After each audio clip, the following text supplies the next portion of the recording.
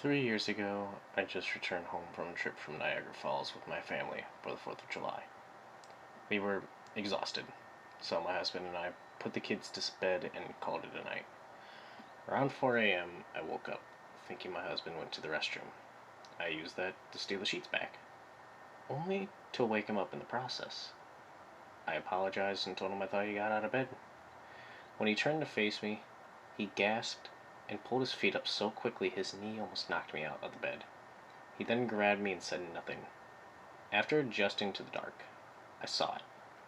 At the end of the bed, facing away from us, what appeared to be a naked man or a large hairless dog of some sort. Its body position was disturbing and unnatural, as it had been hit by a car or something.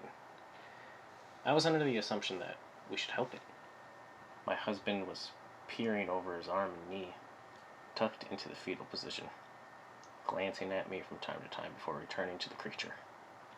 Then suddenly, in a quick motion, the creature scrambled right to my husband's face. It was inches away from him, and it was silent for around 30 seconds.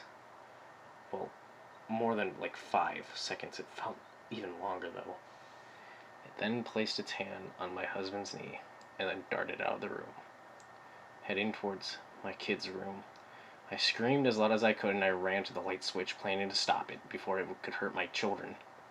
I got to the hallway. The light from the bedroom was enough to see it crouching and hunched over, covered in blood. I flipped the light switch on the wall and then I saw my daughter, Clara.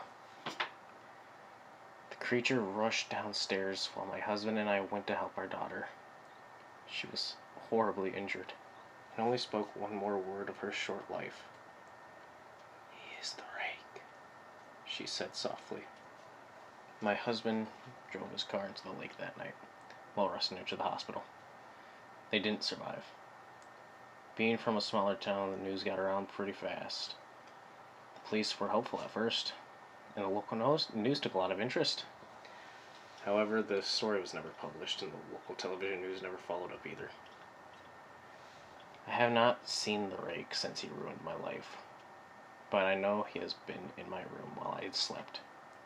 I know and I fear that one night in particular, that I will wake up to see him staring at me once again.